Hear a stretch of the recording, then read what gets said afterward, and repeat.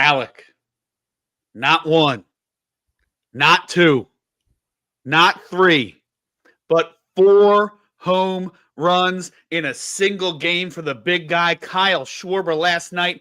An electric night down at Citizens Bank Park.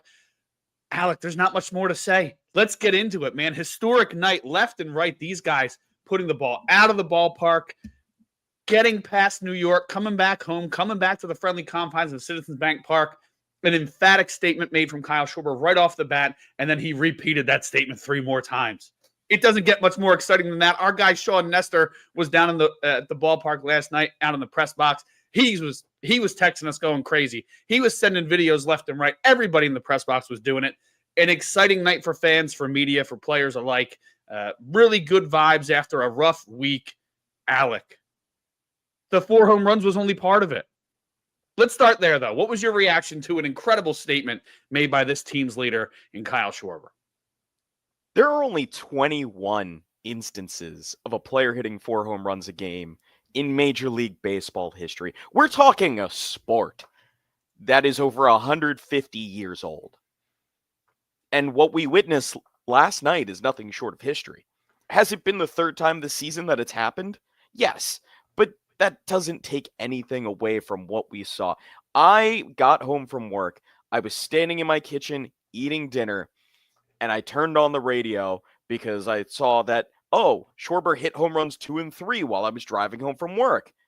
All right, let's listen in. And I just intently had the radio up. He took that changeup or swung. I think he swung past the changeup, making it a 1-2 count. I'm like, ooh, those changeups been rough for him. If he throws him another one, I don't know if he's gonna have a chance here. And then, don't you know, he just thwacks one to right. And I was so excited. Like, anybody who loves baseball loves this. We're witnessing history. And what we're saying about how he rebounded, he was 0 for 20 going into tonight. 0 for 20, and he hits 4 home runs in one game. I don't know if there has ever been a offer that large responded with a statement that large. What we witnessed is nothing short of incredible, and really just helped everyone wash the taste out of their mouths from the Mets series. Like, there's no argument that now there's excitement again. This has been a roller coaster of a season, and it's just been from, all right, we're the best team in the National League, to, oh dear Lord, what the hell? And right now we're back right on top. So it was awesome. It was awesome. Yeah, man. Absolutely electric. I don't care if you're a part of the media. Everybody who's involved in this game was a fan at some point. I'd be lying if I said that I didn't get excited and tune in to the MLB app when Eugenio Suarez did it earlier this season. I got excited when there was a chance for Nick Kurtz to hit his 4th. I was watching that game live. This kind of excitement is something that you don't see every day. I vividly remember the game where Ryan Howard, I believe it was during his MVP season, where he hit 3 and a fan ran out. I was there with my dad, and a fan ran out onto the field and got down on his hands and knees and did this to Howard. And when security came over, he put his hands behind his back right away. Like, yeah, I know. Go ahead. I had to get this moment in, though. Like, that's how exciting these things are for people. And at the end of the day, everybody loves the home run, even if it's not the end-all, be-all of the game. It's the most exciting thing in the sport.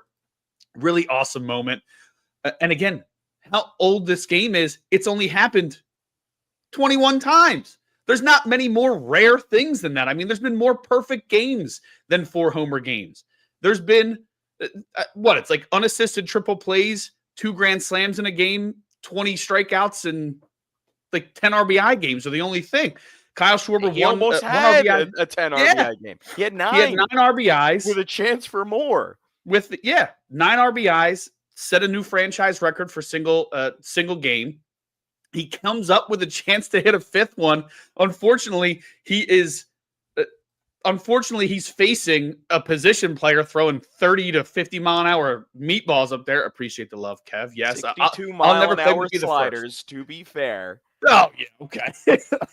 But some of those things were ridiculous. And it's funny, Kyle even said on the post game that he's not a guy who really talks about the game during the game, talks about excitement, but when it's a blowout and there's a position player on the mound, you're a DH, you're in the cage swinging. Apparently he said to he turned around to some guys in there and said, Hey, how many guys have hit five in a game? And everybody got dead silent. He was like, crap, I shouldn't have said anything. So he went up there knowing that that he had a really a chance to make history. But I don't know if you saw the post game comments. He also is not have a good record against position players. I think he was really? 2-for-9 with like a single and a double off of position players on the mound. So he would have had a better chance if it was an actual reliever. That's funny, man. Speaking of against relievers, another position or another moment of history for the guy. You and I were talking about it pregame. Alec, tell the people what you saw because you're the one who brought it up. I want to give you the love for pulling this one for us. I remembered seeing the game note a couple of weeks ago saying that Kyle Schwarber had tied Barry Bonds for the most home runs off a left-handed reliever by a left-handed batter with 11. And last night, he added 2 to that total, which means he now owns that record by 2 with 13 home runs off a left-handed reliever. I don't think it can be repeated enough that the way Kyle Schwarber has reinvented himself as suddenly being a guy that can hunt down any left-handed reliever is an insane evolution to a guy's game past the age of 30. I don't know how he's doing this. You look at it, and it's added another level of protection for, say, Bryce Harper, because it's not as simple as, all right, Harper and Schwarber coming up in the lineup here. Let's get a lefty reliever going for these two guys. No, because he's better against the lefties than he's against the righties right now. It's remarkable to watch, and it's funny when you started talking about it, and you already got to the point, but could you imagine when he first came here, that first season that he had, that he would end up having a season like this? When he was brought in, he was a 3 true outcome guy. He was really good eye at taking walks, could still get beat by that low and outside breaking ball like everybody can, especially power hitters in the game. And he could hit the crap out of the ball. But he's hit more home runs in a Phillies uniform in each season than he did anywhere else. He is hitting for a decent average. You moved him out of his comfort zone, and he's setting career numbers in RBIs. He didn't even move drastically down. He moved one spot down, and he's already passed his career high in RBIs. He has reinvented himself, continued to work hard, and turned himself into a viable middle-of-the-order long-term bat. And that extension's coming. It might not come until other people get some offers in first, but every couple weeks, that extension number keeps getting higher and higher because of the work that this guy has put in both on and off the field. It's so impressive to see. Alec, sorry for taking all the screen time, but you just mentioned it. He's having a better year against left-handed relievers than the most prolific home run hitter of all time. Come on. I know that it's not as good of a season as what Barry Bonds ever did because nobody will do that. It was insane. But could you imagine a lefty reliever for a guy who hit like 190 for the majority of the season 2 years ago? Could you imagine if just somehow Kyle Schwarber just changes into Barry Bonds for the back half of his career? He starts his head triples in size. 32, yeah, with pure steroid Barry Bonds, except he's just that way. He's just built different. He's just built like a keg. Well, not anymore. Dude is fit. Back when he was a rookie, yeah, built like a fridge, not like he ate the fridge. Like he's just he is solid the fridge. But it's God. There's so much that you can say about Kyle Schwarber. I think the funniest thing is I looked at his stats from last year to this year. Batting average, exact same. On base percentage, like 2 points higher. But then slugging percentage is over 100 points higher than it was last season. Like, how do you do that? How do you go from, all right, yeah, no, exact same stats, except, I'm thwacking the ball any place I want. So, yeah, Here's 49 home runs. Dude, that third home run where he just like took his hand off the bat, the one to what was it, to opposite field or like left center? Yeah. He just No, took no, his literally to and pretty was it much, dead center? it was left field. Yeah, and you knew right away, like, oh, it doesn't matter that he took one hand off. That thing is out of here. He absolutely crushed that ball. It was such an impressive night for Schwarber. Prior to he hadn't hit a home run in 14 previous plate appearances against a position player. Had a chance there, but my goodness, what a night from Kyle Schwarber. And he wasn't the only one who performed. All of the starters Harrison got a Bader, hit. you need to shout out Harrison Bader. He had such a good night. Wasn't he 4 for 4? Yeah, and he had a chance at the he's cycle at the end. Yeah, he did, which is crazy. And you can see that he wanted it too. Oh yeah, big smile on his face when he got the deflected little single instead of a home run. Yeah, infield single. He's just like, yeah, whatever. But yeah, the way he's been hitting recently is really showing his worth, and really an underrated acquisition from the trade deadline. They didn't give up a ton for this guy. They really didn't. I think he's a rental with a mutual option, which, if he's playing this way, he's not going to accept the mutual option. So, but in center field, he's a great defender. He's hitting well. I see no drawbacks all of a sudden to this trade when the first 2 weeks were like, So, I mean, the home run in New York was also exciting, and that's part of the streak he's been having. I wish the rest of the team did a little bit more in New York, and I'm sure everybody did, but we're past that. And Bader is one of those guys from last night and recently has just been really great. Well, it's funny, for all the criticism that Rob Thompson gets, after the trade deadline, he kind of committed to that. We're going to rotate some guys and see who's hot and kind of play it by almost a strict platoon at two positions. And then Nick really went through some struggles, and Nick kind of joined that rotation, and he seems to be pushing all the right buttons. Everything is working as like you would hope. It's people want to talk about how platoons are, oh man, if you have a platoon too long, what happened? Well, it's working for them. It's working in the infield. It's working in the outfield.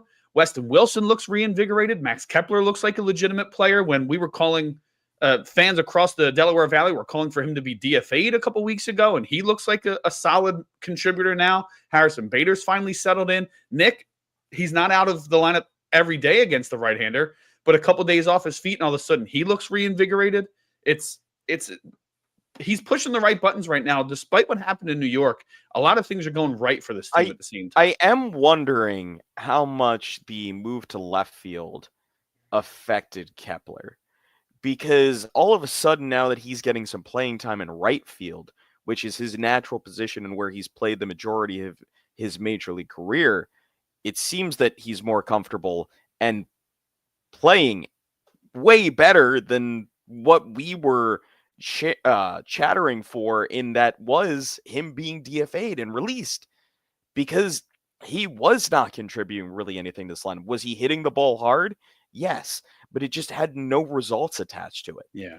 So I'm wondering if him getting a little bit more playing time over Castellanos is doing anything for him in that department. Yeah, and I said it on here a couple weeks ago with, I believe it was with Chris Babos. I said on Fox Sports The Gambler with Sean Brace, Castellanos' struggles, we know that he should be and is capable of being an everyday player. But when you play as much as this guy has, and this guy is committed to trying to reinvent himself in the outfield. It did work last season. This season, there's been some rough patches, but he works really hard. He's one of the first guys out on the field every single day when you're down at the ballpark. He's working on his craft in the batting outfield. Practice. Yeah. He's always taking early batting practice. And always. And he's out there for a long time. I've seen him out there with Kepler. I've seen him out there with Johan Rojas.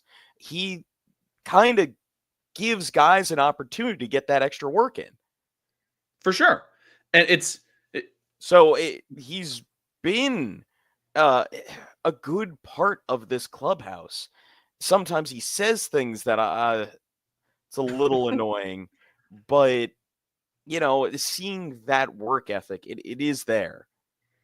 For sure. And my point was that I think a guy who's played that much and played in the field that much when he probably signed here expecting to play some DH once in a while and just not been in a position to do that with Schwarber also being signed and then the need for Harper to do it for an extended period of time. I think that you ended up in a position where this guy's playing in the field way more often than he anticipated, and maybe he's just a little worn down. And he's not going to raise his hand and be like, hey, coach, I need a day off. But Rob has started to recognize, okay, look, if you're going through this bad of a struggle, we need you to be ready to go come October. Let's get him off his feet a couple days a week. And if in turn it's helping Kepler be more comfortable, then it's a win-win. So to me, I think you're right. I think that could be a factor. It's not something I had considered, but Kepler's played so much, he's played so much right field during his time in Minnesota that could be a factor in him feeling a little bit better. One comment that we got here that I want to bring up, and we're going to do a little bit of a reset here. Have you discussed how handsome Alec is yet? No, we have not. And speaking of, folks, for everybody who's a regular watcher, regular listener of Alley Talk, welcome back. We were so excited about last night's performance from the Phillies that we forgot to thank you for joining us for this week's Alley Talk. You know what it is. Every single week on Philly Sports Network, YouTube, and social media, you can find me hosting Alley Talk. Kyle Fisher, 4-5, right there. You saw it. But this week, we're joined by the incomparable Alec Costival, my guy who ran the show for the trade deadline special that we had here on Philly Sports Network. Unable to join us as much as he would like, but when he's here, we know that he brings the knowledge, brings the energy. Alec, welcome back to Alley Talk, my man. Thanks for joining me today. Well, darn, don't I just feel like the special little lady? Yeah, no, it's always great being back. Just being able to talk about the Phils, it's always a fun time, especially when things like Kyle Schwarber hitting 4 home runs in a game is happening. You can't beat that. Can't beat that.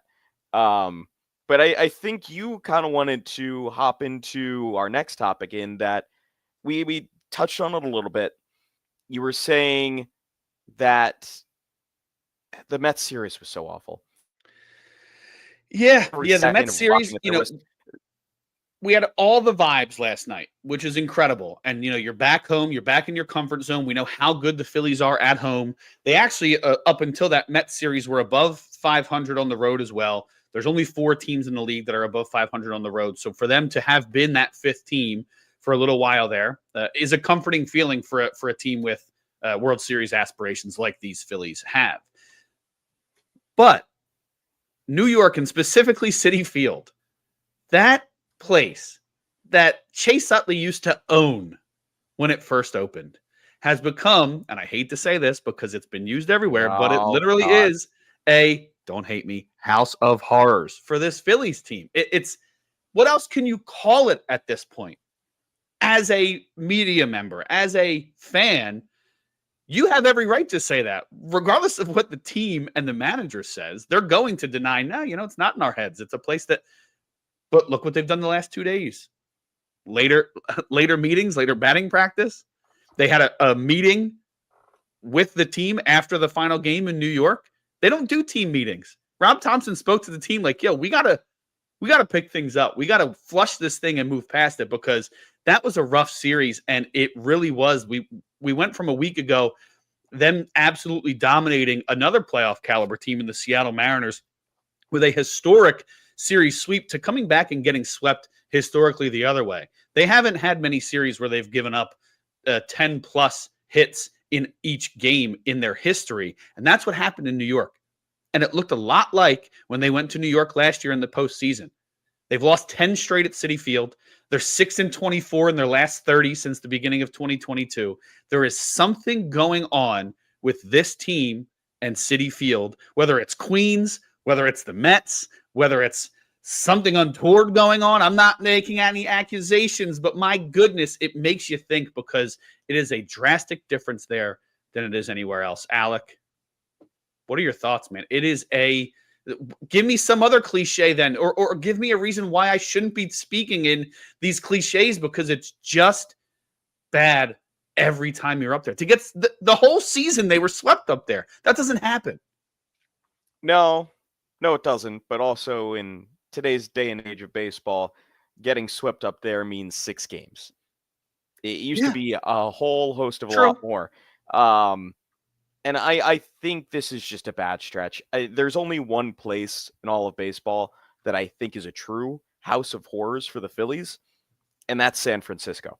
Place. That is the only place, because it's in San Francisco. The Phillies have to travel there across country most of the time. So they are already jet lagged. On top of that, it's a pitcher friendly park. And on top of that, the field dimensions are ridiculous.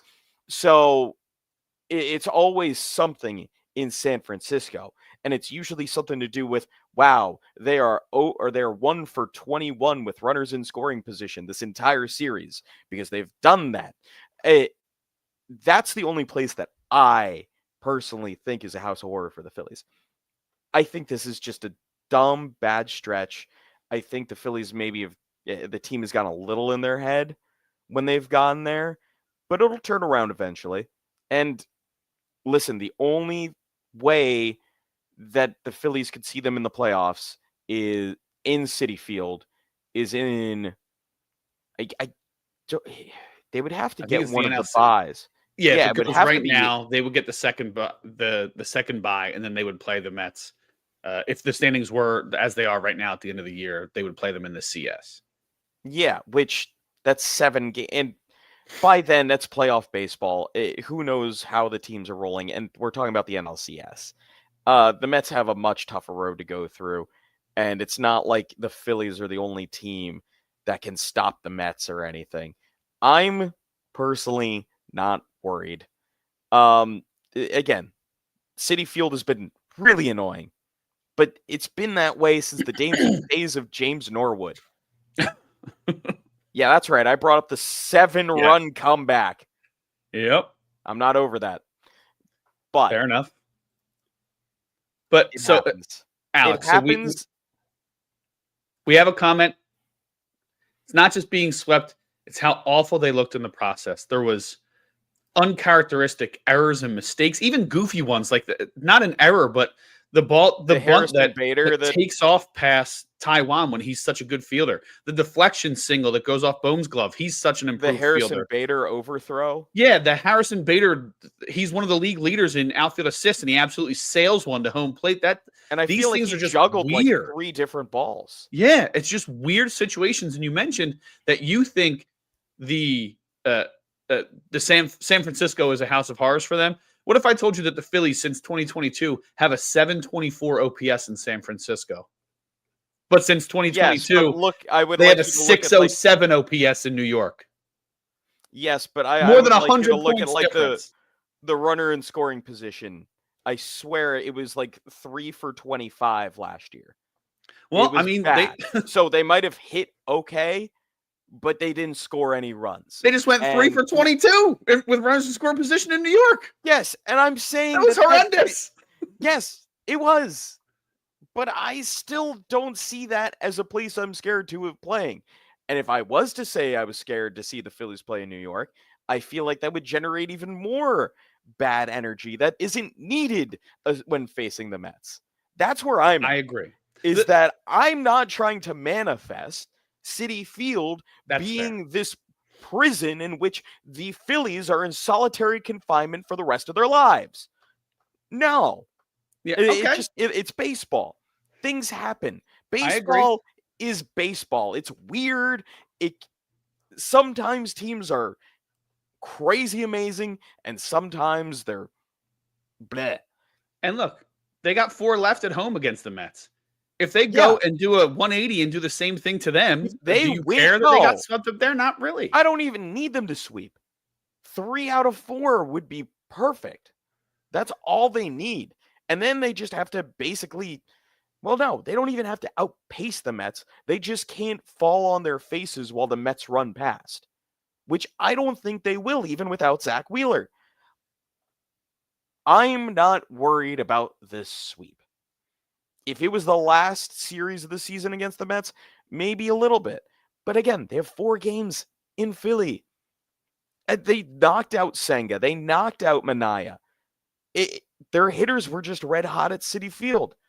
But I can guarantee you they're going to have a lot tougher of a time doing the same thing in Philadelphia. So here's again, I'm bringing it back up. It's not being so just Yes, how they awful they looked did in the look process, awful. but to me, so here's my point, Alec, is like if they got swept, but everything was a pretty close game, fine, you accept Some of it. it Mets are was. really good at home. Some of it was. You're right, and I The gave them a first lot of two credit games. for. I gave him a lot of credit for clawing back in that one, and then Duran had something that's never happened to him in his life. He gave up 4 straight hits. That's literally never happened in his career. I looked through every game he's ever played to make sure that I Yeah, was right. I didn't call Elias. I did it myself. Groundwork. good job. I did I'm it. proud of you. He's never given up 4 straight hits, not even across outings. He's never given up 4 hits in a row. I, He I, gave up I 4 want hits to to start bring the. up one It's such thing. an odd thing, right? But I like want to bring up one thing. they've also led in 6 of the 10 games up there. And Yes, New York just plays with this urgency where they don't feel like they can lose in that stadium against the Phillies. there's one thing about this series that nobody has brought up that I feel like is an important factor to show. This dead offense thing, it didn't start in New York. In Washington, they underperformed drastically. They won 2 out of 3, so nobody really talked about it that much. But they should have scored a whole heck of a lot more runs against those Nationals relievers. And because they didn't, they burned out their bullpen a little bit. And because of that, that Monday game turned into a couple of problems in which they blew that lead. And then they had to bring in Romano, and Romano just gave up, 4? Was it? And then Joe Ross, and now Joe Ross isn't a Philly anymore, and who knows what's going on really with Romano. But like there was a whole factor of how the bullpen had to pick up the slack for the offense from the National Series, and it was a cascading effect in which the bullpen couldn't be deployed as wanted in that first game, which really made a difference. I again, that's just one of the factors. It looked like the Mets hitters were so comfortable at the plate, even against a player like Chris Sanchez and Jesus Luzardo, and for the fact the Mets are not a good team against left-handed pitchers. So I don't know if they just have something specific on Chris Sanchez and Jesus Luzardo, but it sure looked like they did. You're muted, Kyle.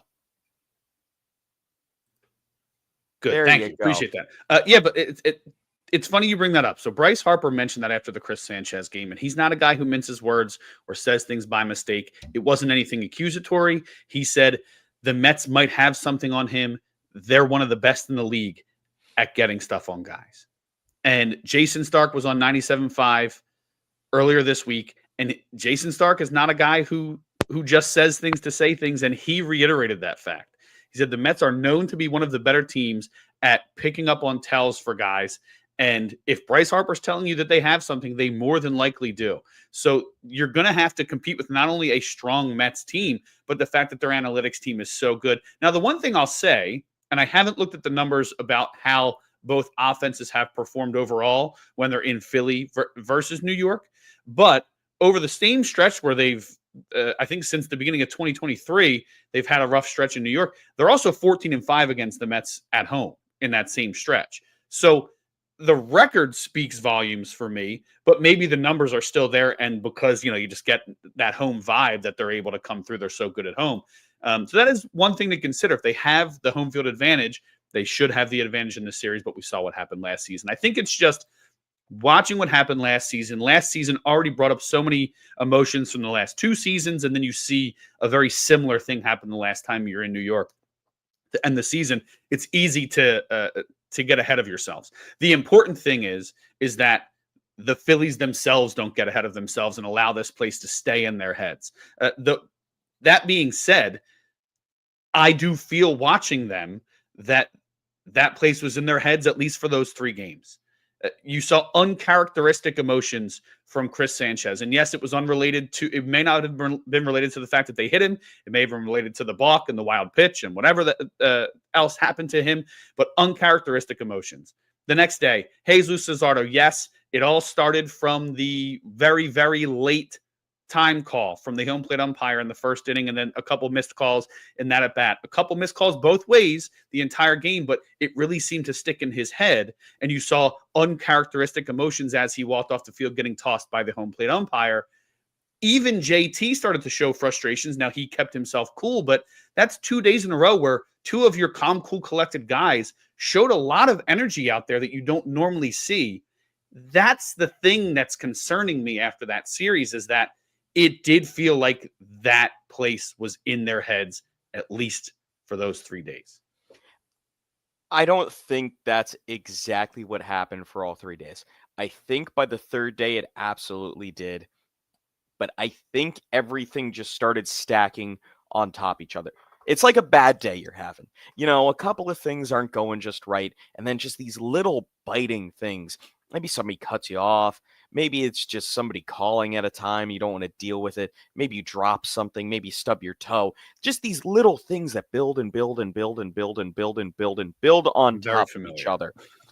I think everyone is. Everybody has those days. Yeah. For the parents out there, think of the pout pout fish and the mad mad day. It was one thing, then another stacked on top. I have no idea what this man's talking about. For the parents out there, they'll get it. Don't worry about it. I am not. Child free since 1996. Anyway, it just kept stacking, and it started with, Chris Sanchez in that inning with the balk and then the wild pitch. That was a weird sequence of events, and it frustrated, and things happened. It's annoying. Romano being the first one in, and then they just keep scoring. Annoying. Joe Ross, annoying. Then we go to game 2. The first pitch of the game against Trey Turner is a low called strike, like decently out of the zone. And that changed the complexity of his first at bat against Minaya. And he's not that great against Minaya to begin with. So that changed the whole complexion of that at bat for the Phillies. Then you go into Luzardo's inning, and dear Lord, was he getting squeezed. No wonder he was getting frustrated. And then to Juan Soto, he's already started his windup well into it, and Juan Soto calls time and is granted time. And it wasn't just that he called time. It was how much of a gap there was between him putting his hand up and the umpire giving him that bothered me. If he did it right when he put his hand up, okay, it was still late, but he got down in his stance behind JT and then was like, oh, wait a second. He called timeout 13 seconds ago. Let me give it to him now. I love the confidence of the home plate up that did not even try to get out of the way, even though this guy was throwing 100 in the first inning. He did hit 100. Although it might have been 99.6 or something, but still. For Luzardo, that's juiced a little. So he was, that whole situation was just infuriating because of that entire at bat. He had to throw like 5 strikes to get this guy out. The highest paid player in the league. The optics on it in general are terribly annoying. So just the whole, you stack that right on top of this bullshit sandwich, and then you're just going through that entire game, and then by the third game, that's when I believe then sure, Citi Fuel got in their heads. There's nothing that they could do. They got to play hero ball. Somebody's got to hit the 4-run home run, the 5-run home run, excuse me, with no one on base. That's when you could just see that there was no life. They needed a reset. They needed a reset.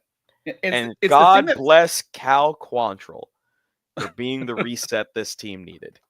But it's something that fans have almost gotten annoyed at Rob Thompson for saying, but it was an example of 3 days of guys trying to do too much. And like a lot of times you don't necessarily see that. And you saw it through the television screen for 3 straight days of guys trying to do too much. Again, especially the third game. The third game for was sure lifeless. But it was such a drastic difference watching the two teams. The Mets used the entire field. They took they had what was it? 38 hits in 3 days, and I think 6 were for extra bases, with that high-powered lineup with 4 guys over 20 homers, like that high-powered line, at least at the top, and they have some guys who are hot at the bottom right now, and they had 6 extra base hits the whole series. They hit the ball all over the place and took what the Phillies gave them, and a struggling Mets pitching staff the Phillies just couldn't figure them out. And I think that's why people were so stuck on it. It's why I'm stuck on it right now, Alec. And There's I know a Jeff Passan tweet that's a little interesting that just came through. Oh, yeah? It's not Phillies related, but it is World Series related because he was just the World Series MVP from a year ago. Walker Buehler was just released. Oh, wow. Walker Buehler. Oh, somebody might. I don't know how long you got to wait, but somebody might snag him up before the first hits to try and get him on a postseason roster. Yeah, I know that. Why not keep him as a reliever? That's weird. They did move him as a reliever, which I'm going to look into that, but yeah, that is an odd situation. I did not see that one coming. Yeah, Walker Buehler, the World Series MVP from a year ago, is looking to be a free agent. That is a surprise. But yeah, I knew he had like a 5.7 ERA or something around that. He was really bad in the middle of the season. I swear it was like a 6.7 ERA where he peaked out at. But his last few starts weren't like bad. He had 6 innings in San Diego, shutout. 6 innings at Houston, 4 earned runs, not great. And then at Baltimore, he only went to the 5th inning, allowed 2 earned runs. Like, but he hasn't been like awful. I don't know. Maybe they could have looked a little closer. Maybe he had, middle finger inflammation and they could have held on to him a little bit longer. Who knows? Yeah. I mean, looking at it, the World Series run, he allowed 6 earned runs in his one start in the DS against the Padres, but then no runs in 4 innings against the Mets. And then no runs in 6 innings against the Yankees. Like, I don't know. It's so odd. He'll be a Dodger for sure. For sure, the Dodgers will go get him and make sure that he's postseason eligible. Yeah. He's already on a plane on the way to LA. He's on his way. I think as long as he gets added to a roster before September 1st. Yep. I think that he should be postseason eligible. That was my discussion. I even asked Topper about, do you have any plans to potentially call up another starter before September 1st in case they're needed for the postseason? If Nola continued to struggle and maybe ended up back on the injured list, if Walker, if his impressive season started to bottom out, if anybody, just in case after you lose Zach, is there something that you want to do just to have a backup and get them on the roster so they're actually postseason eligible as opposed to just being the extra arm for September? So we'll have to. I doubt that's going to happen at this point, but we do have 2 more days to see if they make a move to make sure that somebody else is postseason eligible. I don't want to spend too much more time on the Mets. I do think that it'll sit with fans for a little while, and it doesn't matter. Fans until the 4-game series in Philly. Yeah, and I think rightfully so. I think that when you, as a fan, you do whatever you want. Hang on to whatever you want. I understand that things kind of build up over the years and over the series, but as long as the team flushes it and moves past, flush it, burn the tape, do whatever trope you want to say. If they're able to move past it, then it's pretty clear that they're going to have to prove it at some point. But they're not going to focus on it, and they shouldn't. As long as they can improve and get themselves ready and get themselves mentally and physically prepared for the postseason. So many different things. I mean, look at what happened in 2022. Nobody expected them, except for maybe themselves, to go on that run. So you can't let one series dictate how you play the rest of the year. But it is 28 games left. 13 against the division, it's still going to be a challenge the rest of the way. You got 3 more against Milwaukee in that process. Yes, you end with 3 against the depleted Minnesota Twins.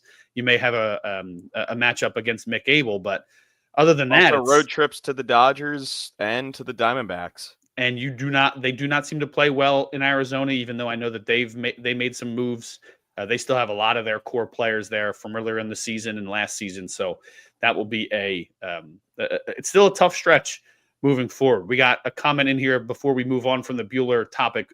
Fully a 4.99 ERA and 50 starts the last 4 years. Something is not right there. I agree. Impressive postseason last year, but overall has not lived up to what he had shown early in his career. So, and that's thanks, fair. John, for the additional comment.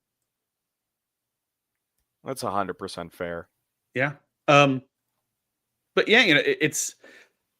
I don't know what else can really be said. If they can put the Mets series behind them, which it looks like they have, I at least do for think a day. I have one thing I want to chime in about. Go for it. I know it wasn't a pretty start to the game last night for Aaron Nola, but I think there's something that there should be a light of hope here from that first inning. Aaron Nola's velocity was looking really good. Now, the curveball, his bread and butter, wasn't working, and his location wasn't the best, but his velocity he hit 94, like a true 94 a couple of times, and was around 93, which at that velocity, I wouldn't be surprised if the next Aaron Nola start is a gem. I'm going to put that out now. And if they can build on Aaron Nola to be one of their postseason starters, it's going to be a huge help for them.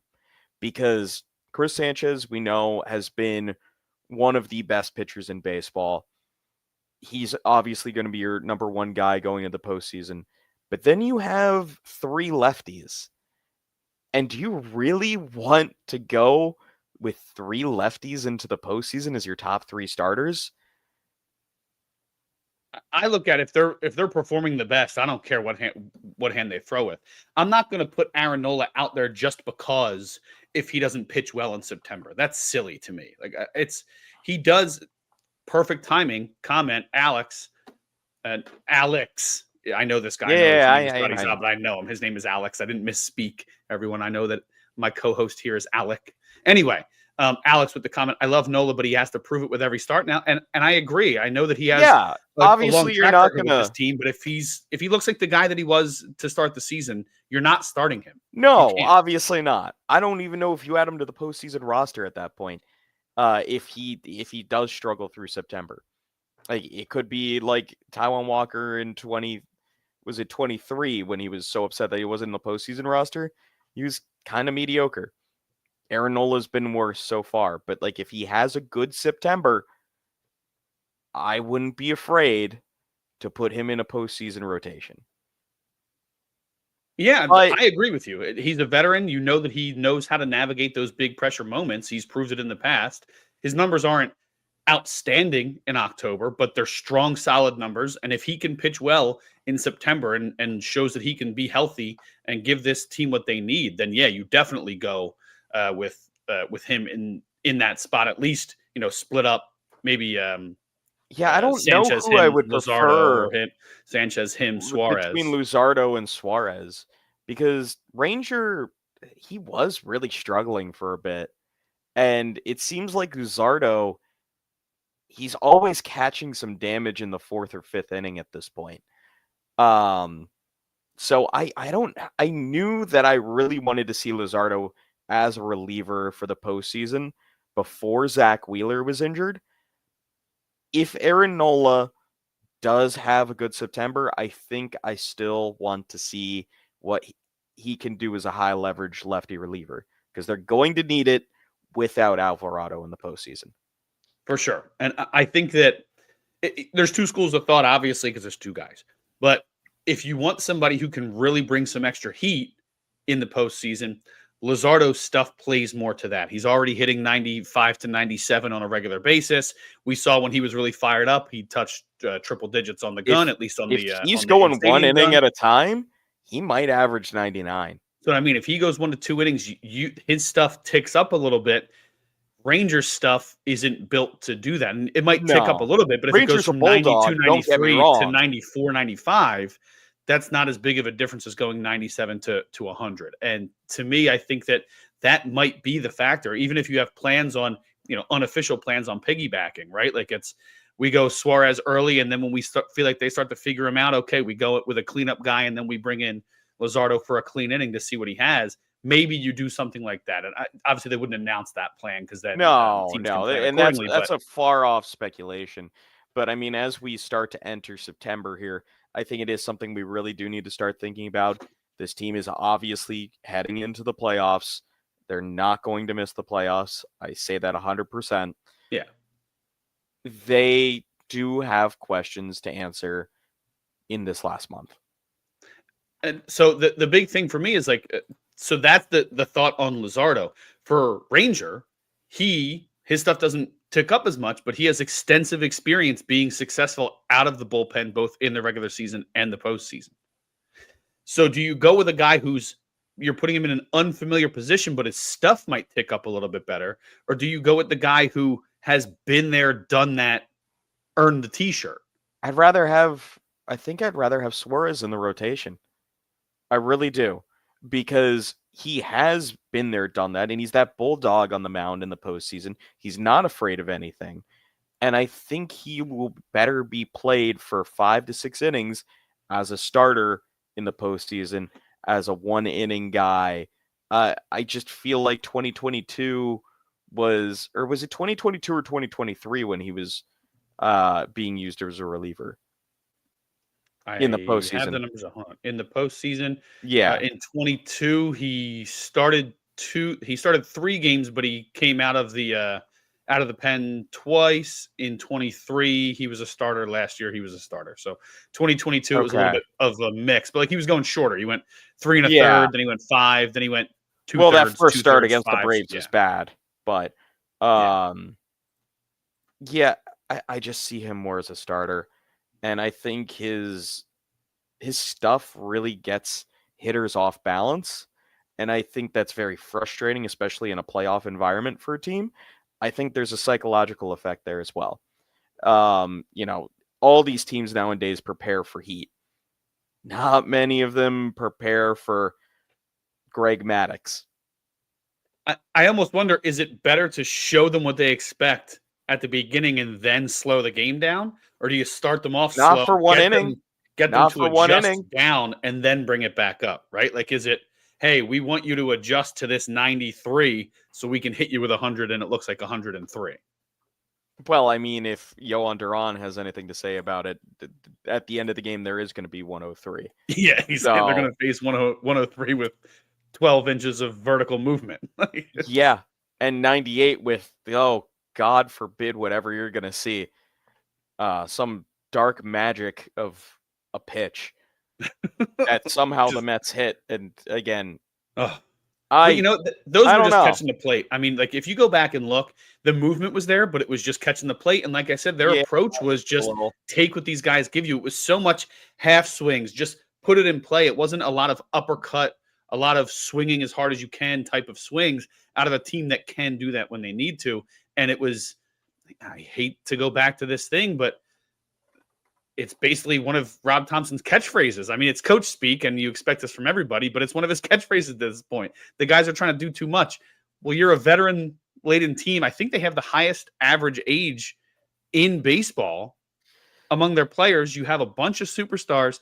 This is a group that has to be able to make that adjustment at this point, and hopefully they can come October. Because what you saw in New York is, I think so. I think they're like, well, because top 5. I'm pretty sure I heard them say the oldest on the broadcast the other day, but if not the oldest, one of the oldest.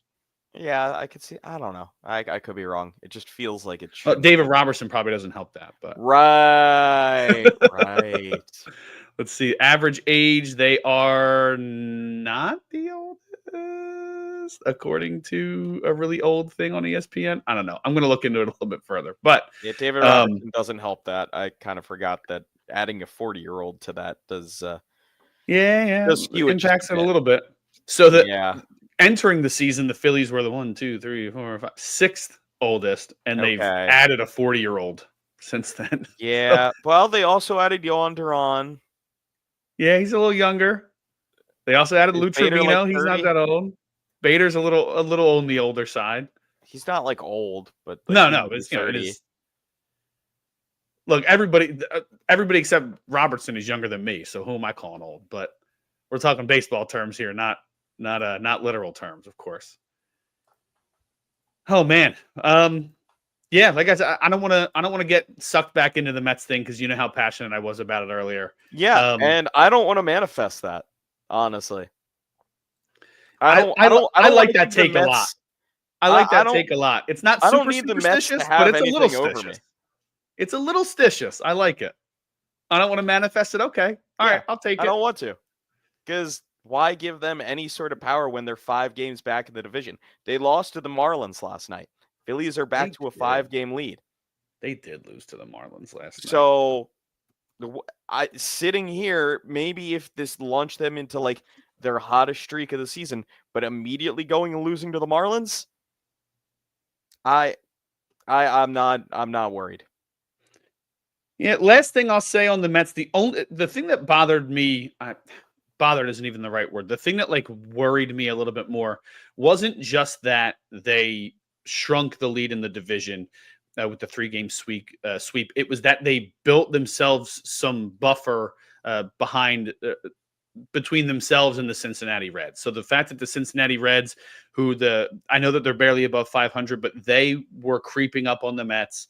Now they have a 4-game lead over that. It just solidifies them a little bit more in the playoffs. And after last season, do you want to see them again come playoffs? Whether it's and taking all the superstitious and all the House of Horrors nonsense that I said earlier, it's really tough to face your division that many times, and divisional games can always be weird. So do you want to see them again? I don't know. Before we get into the look ahead, just want to do a reset here. Appreciate everybody sticking it out. You, of course, are tuned in to Philly Sports Network here on social media and YouTube for Alley Talk. We go live 2 p.m. every single Friday during the Phillies season. Myself, Kyle Fisher, I host every week with a cavalcade or a rotation of our fantastic Phillies writers. This week, filling in with me is Alec Costival. You can find him at Costival on Base on X. Where else can they find you, Alec? You can also find me on Blue Sky. I don't know what the name is. Just look for Alec Costival. You'll find it. You will. Because Blue Sky account names are dumb. Yeah, I always go by the first part, right? I'm Kyle Fisher 45 dot whatever else they make me put in there. I think it's like baseball, Alec, because I was like, well, if I'm early enough.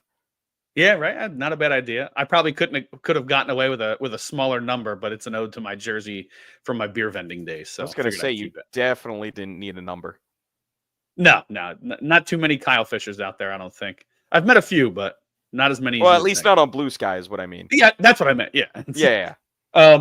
You can find me, as we just mentioned, at Kyle Fisher 45 on Instagram, Blue Sky, Twitter. Make sure you're following at Philadelphia SN on X, at phillysportsnet.bluesky.social. To follow all of our writers all season long. Again, our guy, Sean Nestor, at Sean_Nestor, is down at the ballpark today covering from the press box for our crack. And I'll be there tomorrow night then. Perfect. Okay, you'll be there tomorrow. I don't remember who we have on Sunday. I think it's Matt, but just if you tune in, we'll put out a graphic letting you know when we release the lineups. We always put in there who is covering for the team, so you can follow both Philly SN and our specific writers for that Phillies squad. Oh man, a lot of fun stuff. We already covered our feelings on the Mets series. We already covered the excitement last night. Kyle Schwarber becoming just the 21st player in Major League history to hit 4 home runs in a single game. He's the 4th Philly to accomplish the feat, joining Mike Schmidt, Chuck Klein, and Ed Delhanty. All three. Good old Ed Del. All 3 guys are in the Hall of Fame. So that's pretty exciting. Funny how much the game has changed since Ed did that back in, what was it, 1896? I think. Two of his home runs were inside the Parkers. And then Lachlan, the Phillies beat writer for the Inquirer, she said apparently one of them landed in a flock of chickens, which is a hilarious note to find. Great poll by her. Must have found an old newspaper article somewhere in the archives to pull that one, but a lot of excitement last night, and Phillies fans across the Delaware Valley are hoping that continues. Tonight, we mentioned our guy, Sean Nestor, will be down there once again. Bryce Elder for the Braves, taking the pill to face off against the lefty Ranger Suarez. Mr. Ranger on the mound. Oh, yeah. First off, awesome nickname, awesome entrance music. Oh, Can't yeah. complain about that one bit. Ranger, we talked about, you touched on it a little bit earlier. He did have that little bit of a rough stretch after an electric start to the season. As of late, he has started to figure it out once again. What is the number? He's gone 7, 6 1/3, 5 1/3, 6 2/3, 7 in his last outing against Washington. Some rough ones mixed in there. He had a 5 earned run game and a 6 earned run game, but still that ERA sitting at just a 3.07, 10-6 record on the season. What do you expect to see from Ranger Suarez against this Braves lineup tonight? I'd expect more of what we've seen recently. I think he's going to have a good start. This hasn't been a particularly strong Braves lineup this year. Hopefully we continue to see strong starts from him, and he builds up that he can be that number 3 starter in the postseason for the Phillies, or number 2, or wherever they need him. But I think it's more of just, let's see how he keeps going, and hopefully he doesn't have that second half blip more than he's already had this year. That would be helpful for sure. We'll have to see. He's pitching for a contract. That's one of the things that, Schwarber's playing like he's earning that big contract. Ranger pitched early like that, but it's been up and down recently. If he has a strong September, there's always a need for starting pitching. There's always a need for left-handed starting pitching. If he can be electric the rest of the year, not only does that help the Phillies, but it helps his probably his biggest payday that he will get during the remainder of his career.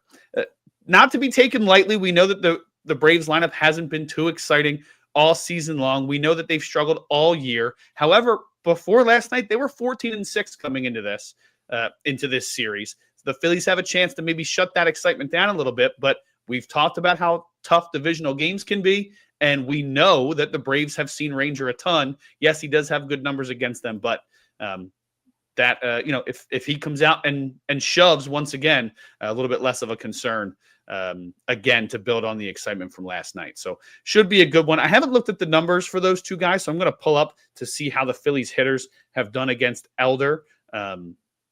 I don't know if you have anything else you want to talk about for tonight's game, if there's any exciting Not much, matchups. But I have one question for you, Kyle. Okay. Shoot. Do you think there is any possibility that the Phillies start Taijuan Walker in a postseason game? Yes. I mean, I think that if you're an injury and an Aaron Nola struggle away from that being a very realistic possibility. I don't even think it's that far. If you look at the numbers, his ERA is half a run better than Jesus Luzardo's as it sits today. Well, man. He's pitched really well. He's really done. Some of the advanced metrics don't love, but I look at results. I do take advanced metrics into account, but you have to look at results, and he stepped up in a big way, man, a really big way.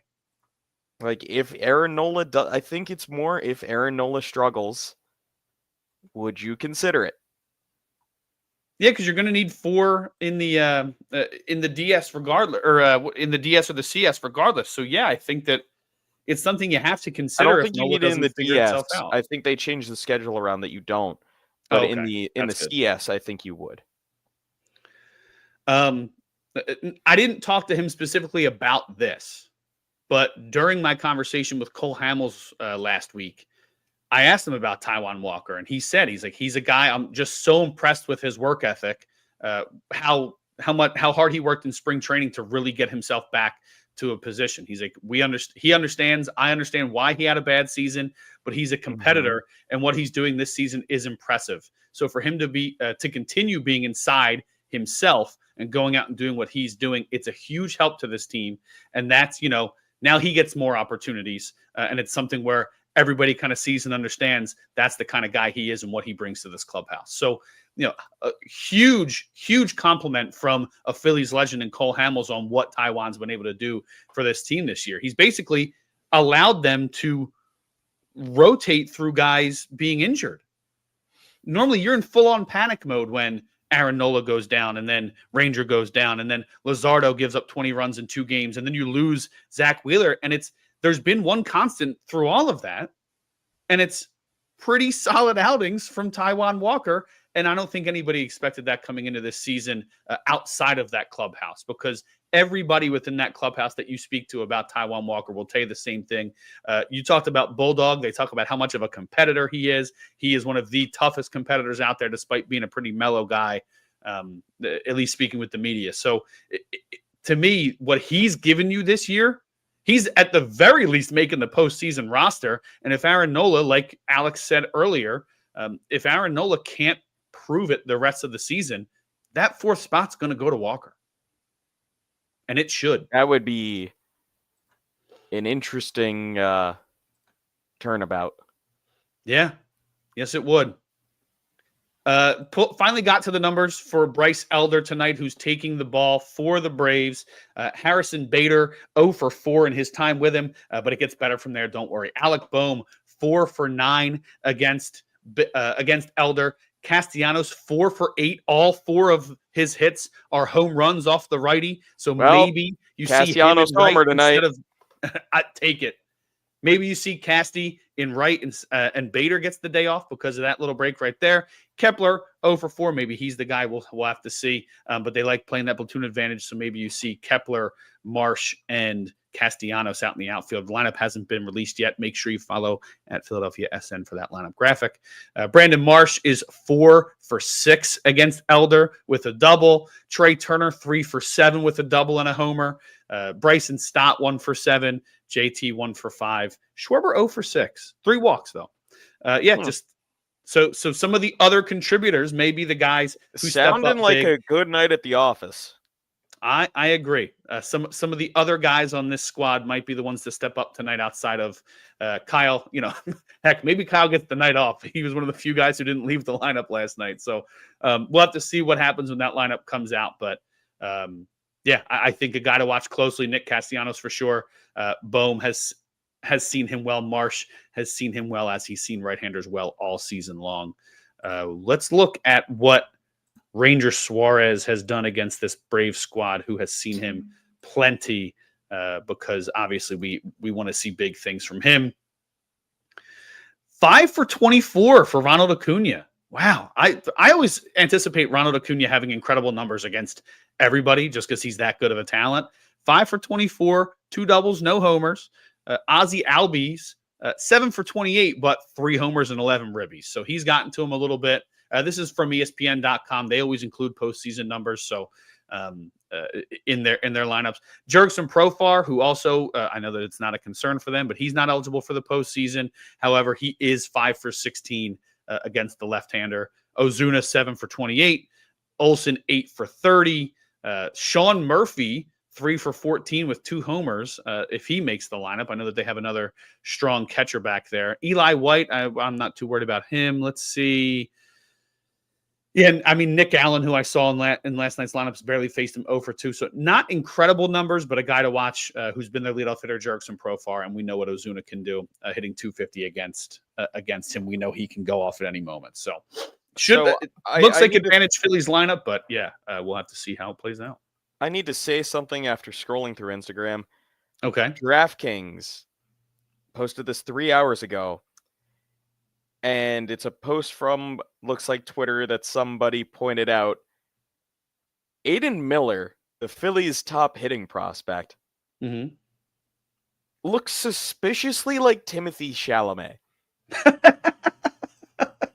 Like, you're gonna have to tweet it out so people can follow. With his little mustache, it's kind of a dead ringer. Let me look. I'm trying to see if from Corey's piece, if you can see it on there. Chalamet look-alike. They throw him on the big board. Yeah. It's uncanny. I wish I had more to show right now, but I don't know if that can be seen. Oh, okay. I see it. Like, look at the Philly connection. Yes, look at that. It's there, baby. I see it. That's just Timothy Chalamet.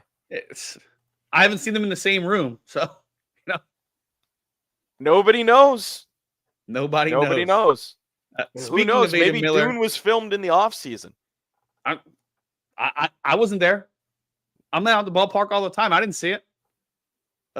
Anyway, speaking of Ada Miller, our guy Corey Nido, who's one of our lead Eagles writers at Philly SN, also has been a great contributor for the Phillies all season long. He's basically our minor league expert for Philadelphia Sports Network. He put together an incredible piece on Ada Miller's August. He got off to that really slow start to the season. He's been absolutely electric. Philly's number 2 prospect. He hit his 12th homer of the year last week, and his OPS in August at that time was raised to 1.107. Stole 50 bases. Wasn't known to be an electric base stealer, and all of a sudden he's putting in 50 stolen bases. He picked up a hit in 17 of the first 21 games of the month, 10 multi-hit games. Again, you can find that piece from Corey Nido over at Philadelphia Sports Network. Alec, we got 2 more after tonight against the Braves. You're going to be down there tomorrow night. Braves have not announced their starting pitcher as of yet. Chris Sanchez will be on the mound for the Phillies, though. Do you feel like you need to see a little bit more poise from Chris Sanchez after what we saw from him in New York, or is it just business as usual? We know what we get from this guy. He's going to throw a complete game. I don't know if they're going to let him. He's going to throw a complete game. He might be lined up to. I don't know if Topper's going to let that happen. He's been very iffy on letting guys go long. I'm telling you now. Keep an eye out.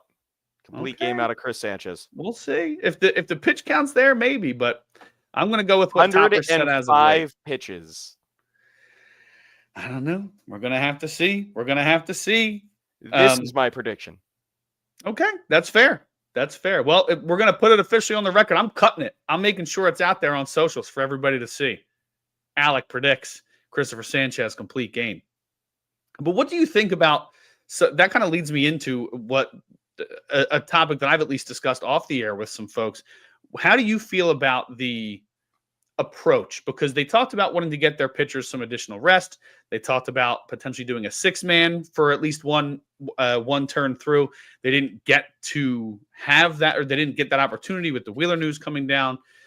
And then now he also mentioned, like, maybe instead of putting a guy out there for another inning, I pulled him a little early. He's admitted that is a very tough thing to do. And I would imagine that is a tough thing to do because those pitchers want to go back out there. But if you need to get these guys extra rest, and at the on the flip side, you also get to have your relievers come in a clean inning, that is a way to help manage this pitching staff a little bit more, which is one of the reasons I pushed back on that prediction. Is that something that, maybe not tomorrow night because of your prediction, but is that something you would like to see Rob Thompson do? Especially, Romano was your cleanup guy before. He's on the injured list, and I'd be surprised if they put him in that position again. Kerkering has allowed 14 of 30 inherited runners to score. He's been great otherwise, but that particular position he hasn't been great in. Do you want to start seeing these guys, at least for the time being, maybe stop after 6 solid instead of going out for the 7th and having a reliever come in with a clean inning? It's a balancing act because you have taxed this bullpen heavy at times, but you do have reinforcements coming with the rosters expanding and another arm being able to be added just in a few days. If they're under 90 pitches, I still want to see them out there. I don't think there's any reason. They're still looking to win a division. Once that's secure, you can get some rest. And I think that'll happen a little bit sooner than we're expecting. And I still think I would like to see an Andrew Painter audition, maybe for once or twice through the turn of the rotation to extend to a 6-man. I know he hasn't been perfect in AAA, but what's a late season audition tape going to do to him other than, hey, we'll see you in this rotation next year. There's going to be a spot for you. Because there is. They're not going to re-sign Ranger. For the most part, they're not going to, especially if they want to try to re-sign Schwarber at this point. They need the money. So Andrew Painter already has a built-in spot in the rotation. Why not give him an audition that helps rest these guys a little bit for the postseason? So my follow-up question to that would be then, do they call him up before September 1st just in case that audition goes so well that you can now have him on the postseason roster? Or is it, hey, you know what? We're going to wait until after the fact so that way there's no pressure on the kid at all. He knows it's strictly just to get these other guys rest. There's no chance he's going to be added to the postseason roster. We're going to let him pitch in his game with no added pressure and just see what he does. Again, it works twofold. He gets a little bit of experience against some major leaguers, and then you know for a fact that he's not going to make the post. It doesn't, you called it an audition, but if he's potentially auditioning for a postseason spot, then he has to get caught up in the next 2 days. If it's just to see how he does and there's no pressure of the added, to me, that's not an audition. That is a pressure-free moment. Hey, go out there and do your thing, kid. Don't worry about the results. It's just to get these guys some rest, and you can really allow him to settle in. And I think that's a lot of what people have been saying. Be like, well, you don't want to call him up just for him to struggle and then be sent back down. But if you say, hey, you're going to get 2 starts up here, we'll see you full time in this rotation next year. As long as everything goes well in spring training, let's just see what you can do and just go out there, have fun, and have a good day with your family or whatever. Like, why not? I don't see anything to lose with that situation. But if you're talking about calling him up and potentially using for the postseason, then that's a little bit more high stress, a little bit more pressure. I don't think he needs that for his development.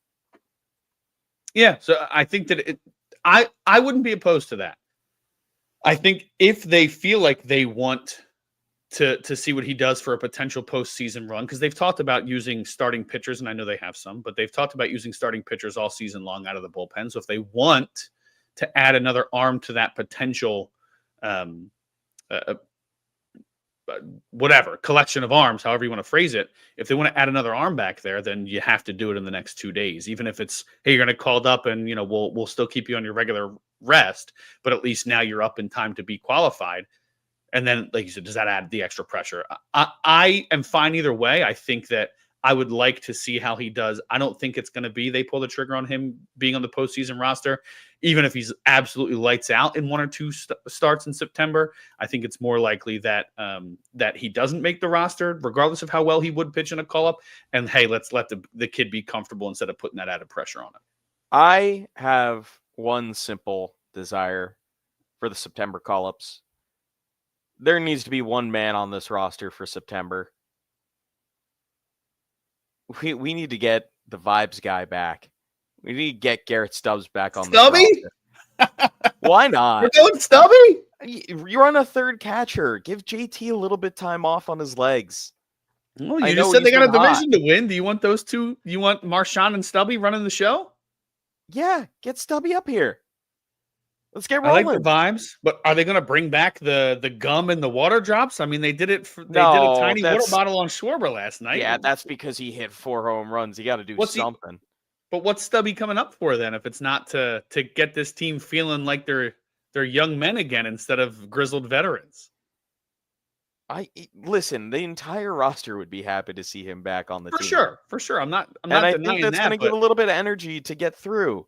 And when September call-ups usually happen, a third catcher is not an abnormal thing to see. I mean, who else are they going to bring up? I mean, you could choose Otto Kemp, but you can always bring him back up. Guess is Otto Kemp. Would be, yeah, sure. I think all the work that Stubby has put in this year in AAA, supporting that young staff, what he did to help Mick Abel, I think you have to reward him. It would be cool. Don't get me wrong. I'm not shooting it down if it happens. My official prediction will not be him, though. My guess is you're going to see Otto Kemp and Max Lazar. Yeah, Max Lazar probably. That makes the most sense. Maybe they go with one of the guys like Seth Johnson who can give you more than 1 inning. But my guess is Lazar because he's been on the roster most recently. He's pitched with you guys for and they could always turn through like Lou Trevino if they wanted to. Yeah, they could always go Trevino and Robert and kind of call up guys. The only reason I think I think they called up Trevino and Robert now because they are guys that I think they would more likely add to a postseason roster. I think that if it was strictly about rest, you would have seen Seth Johnson come up as part of the I think roster. Lazar has a bigger inside track than any of those. those guys. I agree. I just mean, like, if you're going to add somebody for good performance, Yeah, in Trevino September, would have you get had to those been guys on the called roster up. now. Yeah. So, but yeah, Seth Johnson's a guy who can start for you or give you multiple innings out of the bullpen to give these guys some additional rest. We're gonna be different on it, but I think that you're gonna see Kemp called up. But I would not hate it if the Vibes Master was called back up. I wouldn't call him that. What, the Vibes Master? Yeah, that sounds dirty. Oh, get your head out of the gutter, Alec. Never. Comment from Alex. How about Duran blowing the last 2 games he's been in? Are you concerned? Not I know at that he has all. electric stuff, but if he's catching too much of the plate, and really, so the one thing I'll say about it, right? And I agree that I am not overly concerned about Duran's performance. However, it's a loss, doing something he's never done before, catching the plate a ton in the biggest pressure situation he's faced since joining the Phillies. And that's followed up by, that was following a 2-hit performance that he escaped against the Nationals and a blown save against the Nationals just last week. It's 3 pretty tough outings in a row, 2 blown games, 1 blown save, 1 loss. It's starting to feel like, is there a concern here? Now, he can wash that away by being lights out the next couple of weeks and nobody's concerned. But is it 1 more for you? Is it 2 more for you where you're starting to question, is this a concern? Or is it, hey, I trust the guy, get these kinks out now and get yourself poised for the postseason? His stuff's too good for me to be concerned. He's throwing a 102-mile-an-hour fastball and a 98-mile-an-hour splinker. I think it's more just coincidence and luck that he's gotten a hit around these last 2 games than anything else. I am not concerned whatsoever. Yeah, I'm not overly concerned. It is something I'll keep an eye on. I think that if it's an occasional outing here or there, I'm not overly concerned. If it happens like another 2 in a row, if it happens another 2 times in a row, sure, I'll start getting worried. But is it going to happen another 2 times in a row? No, probably not. No, it won't. No, probably not. And he does have those 2 off-speed pitches to dance around with. So even if like the splinker isn't diving like he wants it to, he has other pitches that he can go on. He's not a 2-pitch guy, so I'm not overly concerned long term about him. He's electric. Take the show out of it and the exciting entrance. He's electric with or without it. Yeah, he was electric before it. He's been electric since. He's really good. His Baseball Savant page jumps with red all over the place. I'm not overly concerned. Not yet. His page is red like October. I kept starting to say it with like an Australian accent. Red light, like red light. Man, we just found out we're gonna get a soundboard on here soon, and we got a couple drops already, Alec. Oh dear Lord. Man, Matt's gonna love going through this stuff. Don't let Kylie go through it. She's gonna just rip you for weeks. Oh no. Oh, I'm in danger. Okay, so Phillies, we got Chris Sanchez going tomorrow. Luzardo closes things out on Sunday. Would like to see another strong start from him, especially if he can keep his cool. He even said himself, it's uncharacteristic for me. He said himself, I let things pile up and I can't do that. And for him to take ownership of that, it would have been easy to keep that heat even when the media showed up afterwards and he was able to let it go. But right after that, they head out to Milwaukee to take on the best team in Major League Baseball, at least record-wise right now. They've been playing some electric ball. Yes, they've lost 2 in a row, but a different brand of baseball is being played out there in the Midwest by the Milwaukee Brewers. What is your thought on how good this team has been, especially here in the second half? I don't know how they're doing it. It scares me a little bit, but they just lost. Watch a couple games and you'll find out. They lost their closer, that changes the game really a little bit. Was one of the better relievers in baseball, so I think that could affect things a little bit.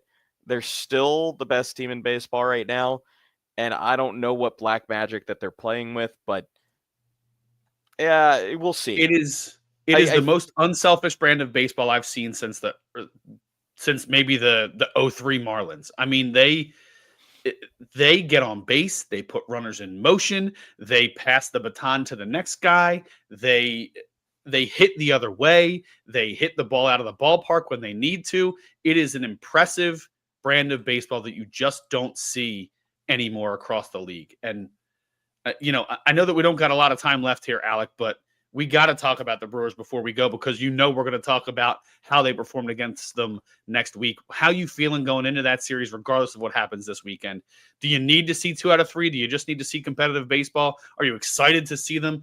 They've gotten better pitching. Yeah, they lost their closer, but their starters have really started to take off in the second half.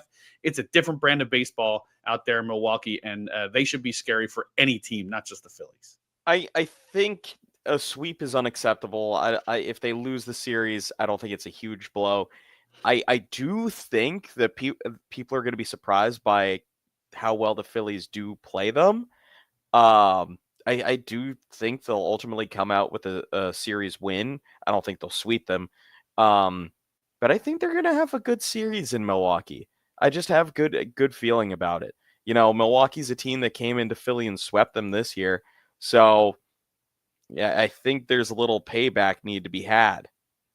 Yeah, good call out from Alex here. The 2015 Royals were built kind of like this team, just a lot of in motion, a lot of big innings, and not necessarily by the long ball. A lot of singles, a lot of doubles, a lot of steals on that roster. Great defense too. That's the big thing. Great defense across the entire diamond for the Milwaukee Brewers. Just like the Brewers used to be, fueled by Locaine. Get out of here, dude. Well, Alec, said Locaine, Lorenzo Cain. I know what you said. I also know what you were saying. So, well, I didn't say Darryl Strawberry. Either way, it should be an exciting series.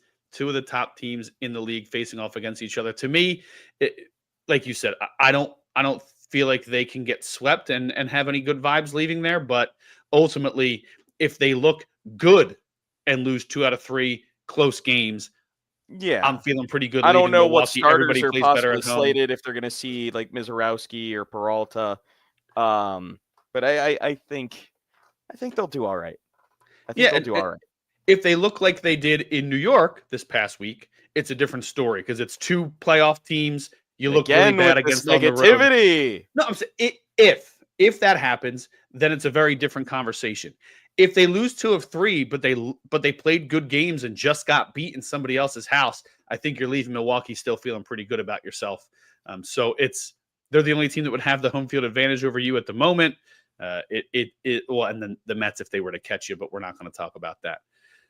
They go from being at home playing against Atlanta to on the road once again facing off against those Milwaukee Brewers. A lot of exciting baseball coming up. September is almost here. We will talk all about it again next week on Alley Talk. We appreciate everybody who stuck around this long. I think we're even peaking right now, Alec, but I know we both got to go. I got to check something for the day job before I go pick up my daughter. We are busy people with things to do. Gosh darn it, despite the fact that we're talking about baseball on the internet in the middle of the day on our work day. Besides that fact, we still got stuff to do. Alec, I really, really appreciate you joining me. Can't wait to have you again later this season. Again, make sure you give Alec a follow. He'll be down in the press box covering for Philly Sports Network, covering the game tomorrow night with Chris Sanchez on the mound. Give us any plugs or anything else you want to talk about on the way out, Alec. Eagles start next week. Yes, they do. Thank you for that one. Remember, you can find him on X at Costival on base. Search Alec Costival on Blue Sky. You can find me at Kyle Fisher 45 everywhere except YouTube. It's Kyle Fisher Media. Make sure overall, regardless of what's going on, you give Philly Sports Network a follow on all platforms, because that's where you can find all of our stuff. Doing great work with the Eagles kicking off. Make sure you give the main account a follow to get all the Phillies and Eagles things that you need. Don't forget, next Friday, right here on YouTube, on socials, Alley Talk, once again talking about the week that was in Phillies baseball. Appreciate the love, appreciate the support, appreciate you guys sticking with us and watching. As always, a place of love here on Alley Talk, a place of love of the game. That's what we're here for. No hot takes, just straight baseball. Alec, appreciate you once again, and everybody out there who's checked into Alley Talk today. We can't wait to talk more with you next week. Thanks, and peace out.